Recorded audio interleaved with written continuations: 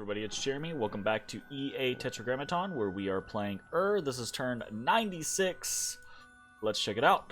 Alright, so we've got a bunch of little things happening. We'll just gloss through them and see how things go. We've got a Voice of Apsu that found nothing. Summoned a Flame Spirit. Cool. We were attacked by a horror in summoning that Flame Spirit. A lesser. No, not a lesser, just a straight horror. So we've got Enchantress 2, which I don't really get why the whole bodyguard system is doing this, right? It's putting the bodyguards, and it does this with my god too. It puts the bodyguards all off on the side rather than kind of like around the person they're guarding. And it's just like, I don't know what's up with that. But in this particular case, it actually somewhat works because the horror blinks onto the bodyguards instead of onto the Enchantress. Instantly kills one of them. Pretty severely hurts, you know, another couple of them. Does that not actually take? Oh no, it actually killed that guy. Yeah, hurts this guy, horror marks him. Hurts this guy. Killed one of the other guys. But in... Oh, no, he healed. He took some damage, but he healed off of it. But then we throw out a fire elemental. And he keeps swinging. But he's taking, like, he's taking more than he's healing. Because keep in mind, he has these life drain claws, right? Or life drain hits. We get another fire elemental. And I don't think the fire elementals did too much. But we can check. Unit overview. This fire elemental. Yeah, so he hit the flame strike for 14 damage, flame strike for 13 damage. That did pretty good. We can check just the horror. The Kusarikus probably did the majority of the damage, but fire elemental helped. Yeah. All right. Anyways, so we are victorious.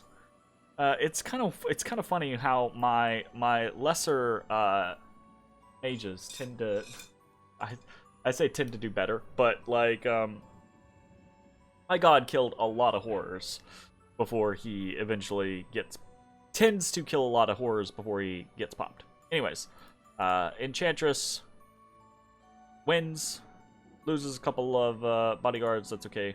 We'll replace those.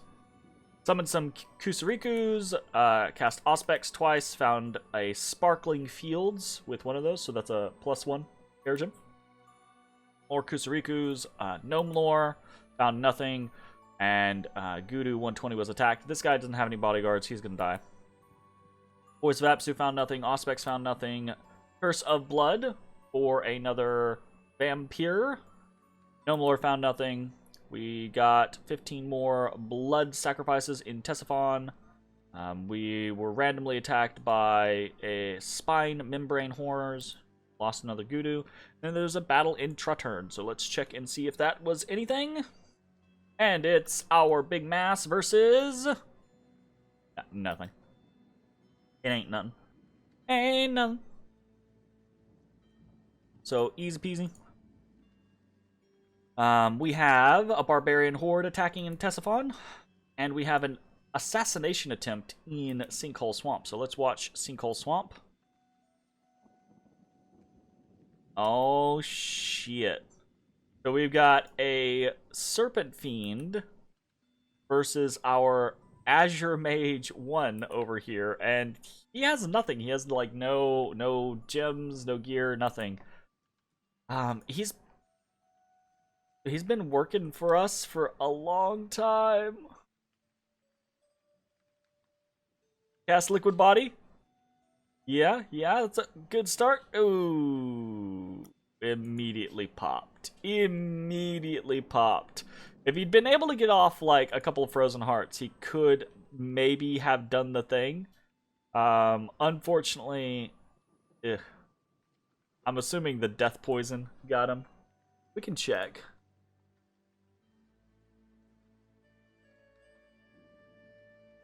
No, he just rolled really high damage.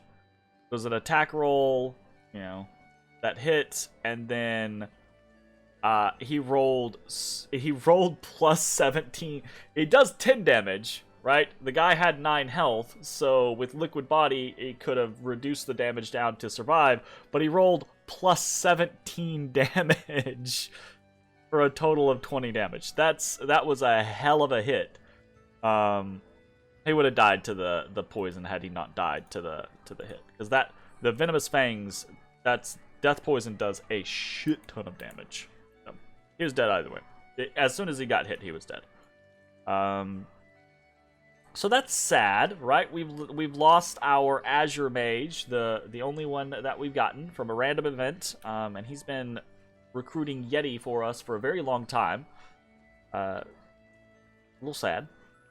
We have an unexpected event in Ctesiphon, where the tomb of an Amazon queen has been found and looted. We got some Astral Pearls, some gold, a Sling of Accuracy, and a bunch of unrest. And this is actually annoying because we got this event plus the Barbarian Horde event, which also generates unrest, plus just blood hunting that province period has basically taken Ctesiphon and just skyrocketed the unrest, which is annoying. Here's the battle as the Barbarian Hordes attack. Not a very big horde, and it is up against the 20 PD of the province plus the patrolling Pegasus Riders, which, you know, I think either or would have been enough to defeat these barbarians, but with both, shouldn't be any contest. So the Pegasus Riders shoot as they come into range, and then they fly up, get a good lance charge, kill a whole bunch of barbarians in the back. The barbarians rout, and we mop them up. Easy peasy. Easy peasy. We lose 1 Pegasus Rider. Not bad. Okay. Deadly disease is spreading in Titan's Breath, spreading in Troll Peaks. We're gonna take a closer look at that this turn. I thought just sending a priest there was gonna be enough, but I don't think that's the case because nothing's happening there. The walled city in Jabal Kish has been completed. Great. Cool. We did some patrolling, and our god is back and fully reformed. So, what are we doing this turn? We've got a couple of things going on. Our god, first and foremost, we have immediately kitted out with a bunch of different gear. Flesh Eater, specifically Flesh Eater, so that he cannot rout in weird battles where where the battles take a long time, right? Like against maybe like a Gore-Tide Horror or something like that, right? Battles that, as long as he doesn't rout, he'll win in theory, right? So we wanna basically go that route. Vine Shield is not a good shield for him, actually, but we don't have another shield. I just wasn't thinking about when I made the shield, so we'll leave it on him for now because otherwise he has no shield, and it's better to have a shield. Right, but he already has a built-in Vine Shield because he is the Anunnaki of Growth and Rebirth. So we want to get a different shield on him. Remind me that. We have the Starshine Skull Cap on him. And this is just wishful thinking, right? If we have higher Astral, maybe Astral Mages will be less inclined to try and do things like Magic Duel. Probably not going to matter. The only thing that's really Magic Dueled us is the big blob thing, and it's 10 Astral, so it's probably still going to Magic Duel us and definitely still win. Technically, this gives us a slightly better chance of lucking out and surviving, but it's very unlikely. However, it also does give us +2 magic resistance, so that is going to help us against Soul Slay, which is the reason why we have the Amulet of Anti-Magic as well, right, which is +4. So our magic resistance is +6 for the equipment and +4 because of the Dominion. So it actually boosts our magic resistance to a very respectable 28. That's perfectly fine. Armor of Knights, just because this is good, cheap armor, and we can get away with that. Boots of the Messenger, because Boots of the Messenger rock. Ring of Regeneration, because, of course, Ring of Regeneration. So, this should be decent gear just to kind of get started. We'll try to get Try to remember to get a better shield. And probably we can get some better armor. It just depends on what we're willing to go for initially. So I'm going to talk about movements first, and then we're going to go around and look at recruitments and castings. So movement-wise, most of this movement is just reinforcing movement, right? We are taking some Enkidu shamans over towards Trackless Wastes to help reinforce this army so that we have higher nature mages involved in things and some higher earth mages so that we can, again, the goal being that we don't have to rely on our communions to cast big earth and nature buffs. We just get a couple boosters and a couple gems, and then boom, start the battle off, mass regeneration. Boom, start the battle off, army of lead, right? Those types of things. Boom, start the battle off, blessings of Gaia, right? So we wanna work with that and see how it goes. So that's where they are heading. Very good. We've got some movement here. We've got a Crystal Sorceress heading down towards Titan's Breath, and we've got one heading towards Jabal Kish. This is actually not for reinforcements of either of these armies. These are going to be probably remote site searchers that I'm going to start, because this is something that I've been doing, right? You've seen I'm doing more and more remote site searching, and we're losing a couple of mages here or there every turn, but I don't know. I feel like, one, I'm tired of the inactivity, and two, if we lose a couple, that's okay, because getting things up to like 20 or 30 income is so worth it, right? It's so worth it being able to rely on our income and just have so many gems to deal with. So I'm willing to sacrifice a few here or there. Obviously, we'll take the boots off once they get to those locations, but we're going to send some to Titan's Breath. We're going to send one to Jabal Kish, because there's not a lot that we have to do over in the east, right? But there's a couple that we can do. So, continuing to Blood Hunt in Ctesiphon. We're sending... this is not a crystal sword. What is happening here? This is a lizard shaman. Elsham 22. Ooh. Messed up the name. Does that mean... Is this the... yeah. Orc... 22. Okay, sorry. I made a boob. Heading over back to right? This lizard shaman is heading down to Titan's Breath again, not for reinforcements but to be a site searcher. And we are sending from Operi. We got a super lucky roll. This is an Enkidu shaman that is naturally Earth 4. So they come as Earth 2. We got a 33% chance on this 100% random, right? And then we got the 10%, we got the 25% chance on the 10% random for a total of 4 Earth magic. Very rare, very awesome, very valuable. I mean, it's not super valuable. It's not like, oh my god, this is suddenly just going to change the game for us. But it does make getting to certain things like... what do we got? Like, no. Just look here. Cast. Certain things like Earthblood Deepwell, easier, right? That's Earth 6. Riches from Neath is Earth 5. Forge of the Ancients is Earth 5. Melancholia is Earth 5. Kings of Elemental Earth is Earth 5. Iron Walls is Earth 5. It makes it way easier to get to those things because we don't have to have, like... we don't have to have... What are the fucking...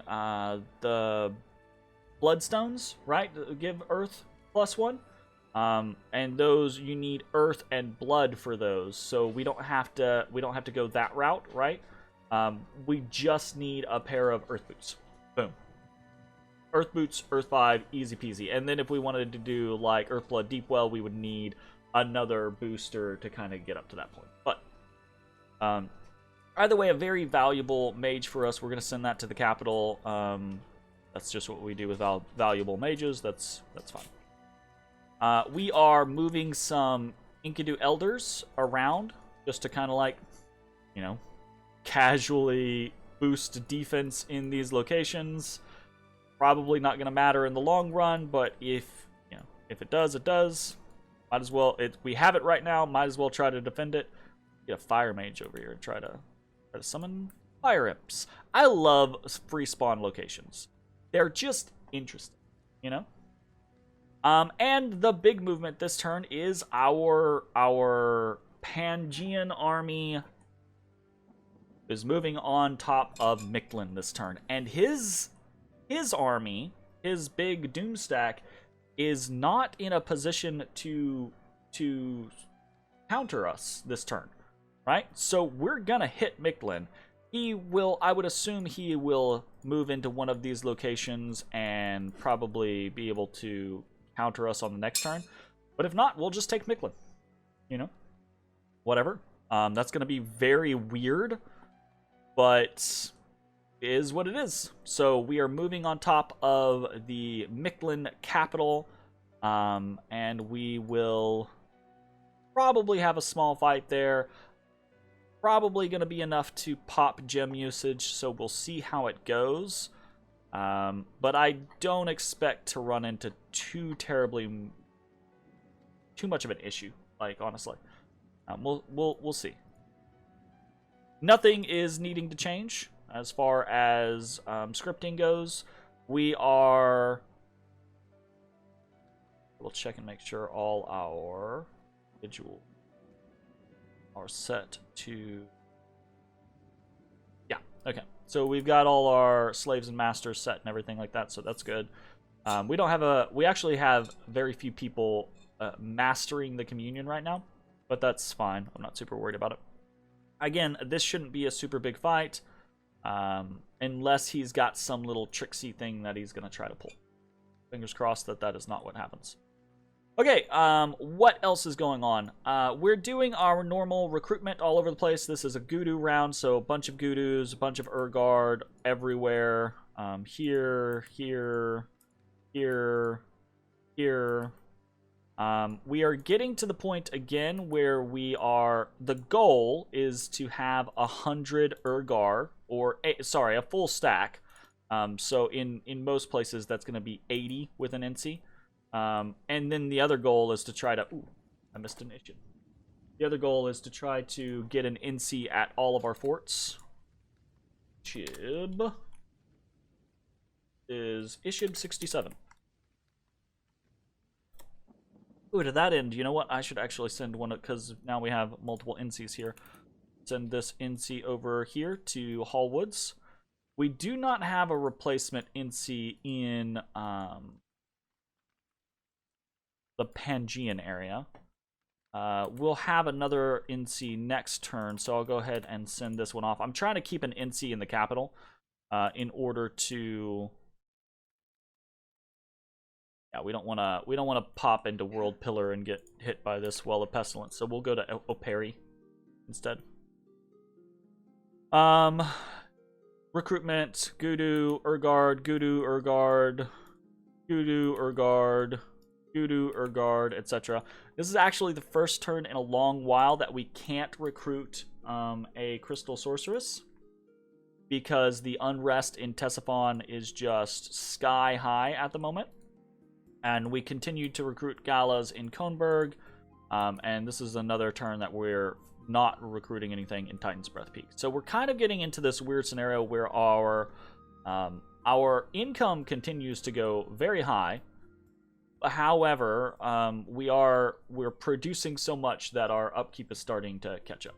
Right? It's going to take a little while. We'll continue to be very high in production.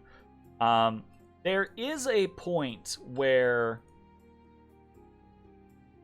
so growth is, you got to think about, growth is 0.6 of your population per turn, right?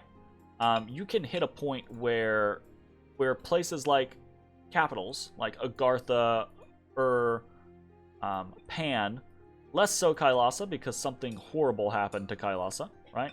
But these places get to the point to where they have such high population that a 0.6% growth per turn boosts the population by a pretty absurd amount, which also boosts the income by a growing amount every single turn. We are actually quickly approaching that route. I'd love it if someone actually did a video on like the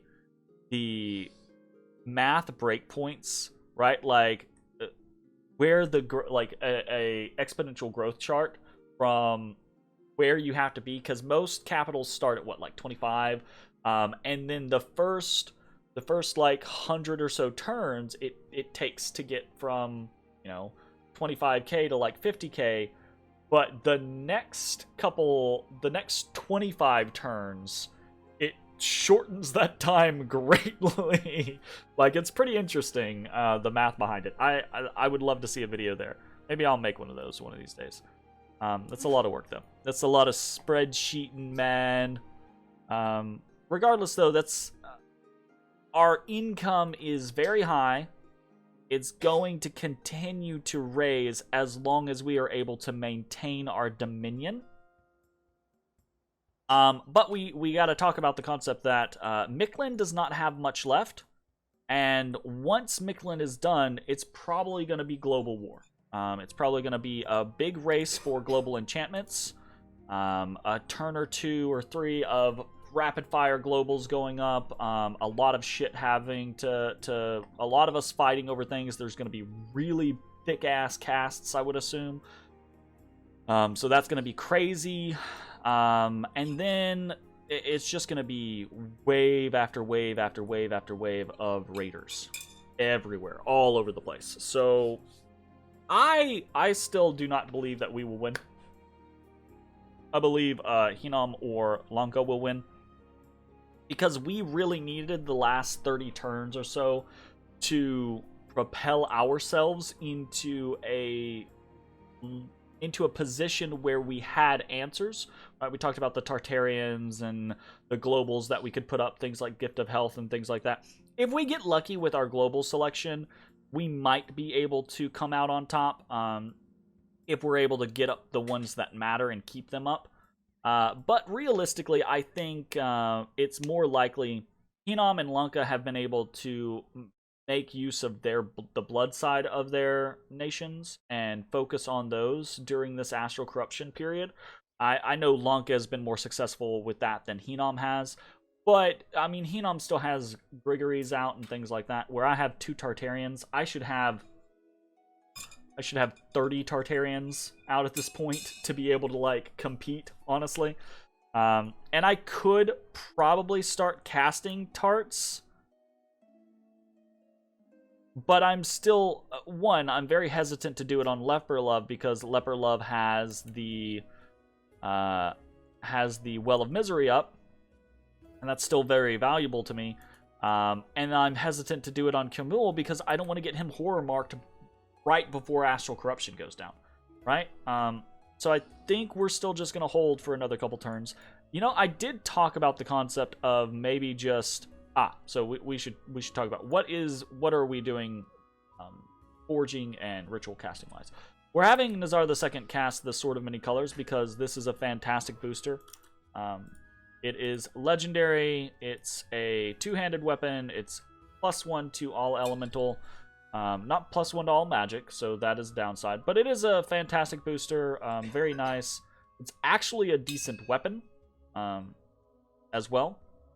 So, but, I don't know, I probably don't need to do this. I could probably do other things. There are many other things that I could forge. Is there a shield? Maybe I forge a legendary shield for... I don't want to put a legendary shield on him. The barrier is fucking amazing. It absolutely is. He's just gonna die and lose it, though, is the thing. And I don't mean to be, like, cynical with that. It's just, he's gonna.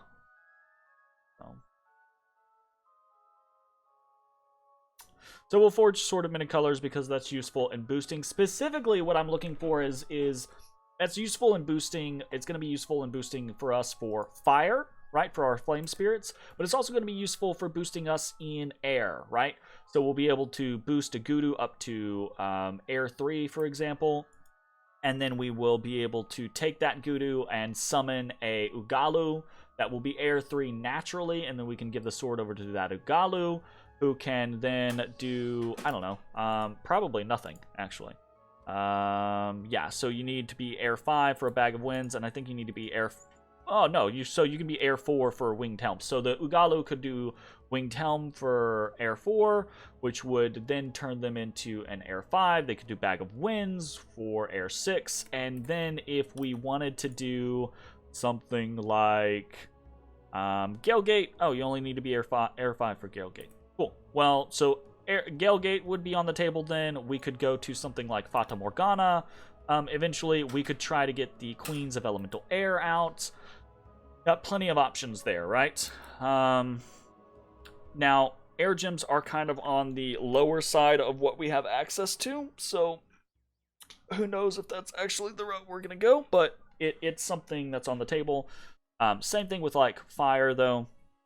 We could take this, take a flame spirit and forge a, with the sword of many colors, we'd be fire 4. We could forge a flame helmet, be fire 5. We could, oh, we don't have access to, oh, no, Enchantress 2 actually has extra access to this. She can make, can she not? But she could. No, I need, death. I need Deathfire. Deathfire. I've got no Deathfire. Yeah, I'd have to get lucky on a Tartarian to get Deathfire and get the little flame skull or whatever. So we would be stuck at fire 5 for just basic stuff, but I mean we could get around that with potentially doing like a ring of wizardry or a robe of something. You know, we got options. I guess we could actually. So somebody's already made the ruby eye, but there's the. There was another one. Maybe there's not. Doesn't look like there is. Alright, well, we'd have to get frisky with some ideas there. But that would still get us up to Kings of Elemental Fire, which I have no idea if there are any left. We could get close to Eternal Pyre. We could probably just boost if we needed to. Right, we've already boosted for Enchantress 2. We could easily boost her again or go for something else. So we have a whole lot of stuff on the table as we approach the kind of concept that, in theory, Astral Corruption is going to go down, right? We're not making anything else special aside from the Sword of Many Colors. Basically, we're... Oh, right. I want to put... Not many. Not that many. I'm going to put some guards on Nizar II just as assistants. A little bit helps. And we want to put some fire gems back on Enchantress 2. Because those absolutely helped.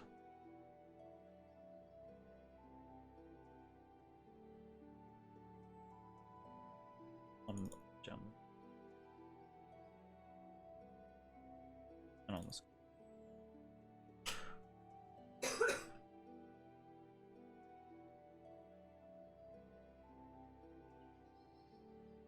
Okay, so that's probably going to be the end of the turn. We're probably not going to have a crazy battle next turn in Mictlan, but it'll be something to watch.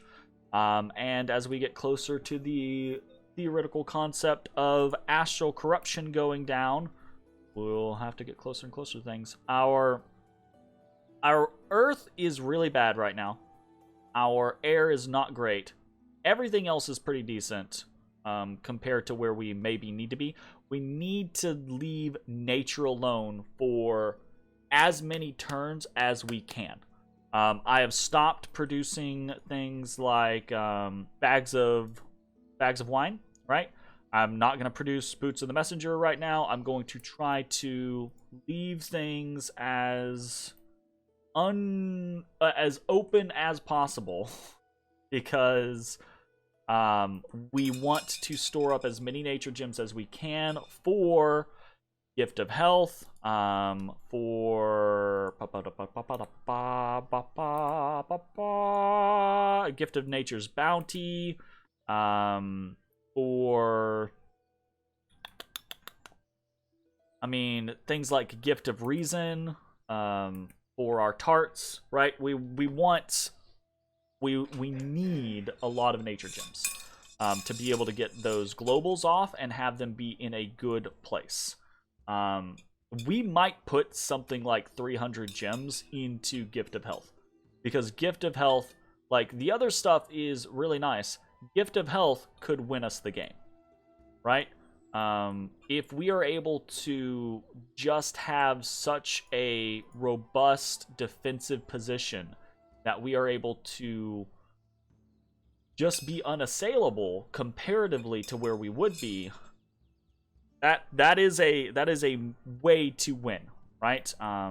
There is such a thing as the enemy kind of like breaking themselves upon you. You know, you get to the point to where raiders, your trading becomes so inefficient with powerful thugs and things like that that you start to slowly lose resources. I don't know that that's really going to be possible this late in the game. Even with things like 20 PD and massive boosts to health, most thugs with either like a Lunkin thug with super basic equipment is just going to chew through us. But we'll see. We'll see how it goes. It's just going to make fighting in our own dominion way, way easier. But Gift of Nature's Bounty is also very powerful for us. Like, it would take our income and triple it, which would allow us to be just stupid in the amount that we spend. We could get to the point to where we're full recruiting every single turn in every single location. We're just putting up fortifications and temples just because we want to. We're hiring every single mercenary group every single turn. Like, the amount that you can do with a large empire and Gift of Nature's Bounty up in the late game is real dumb. But I think Gift of Health is going to come first, right? Because it's the Tartarian combo. All right, that's it. I'm just talking about random stuff. Kind of getting back into the game. Pretty excited. Hopefully we don't have another repeat of the last time, the 15 turns ago where I was like, yeah, excited to get back in the game, gonna deal the killing blow to Micklin, and then we just lost an entire army, and it was like, okay, well, I guess we're not gonna do that for a while. Fingers crossed that this is indeed gonna be the end game in the near future. So, alright, see you next time. Bye, everybody.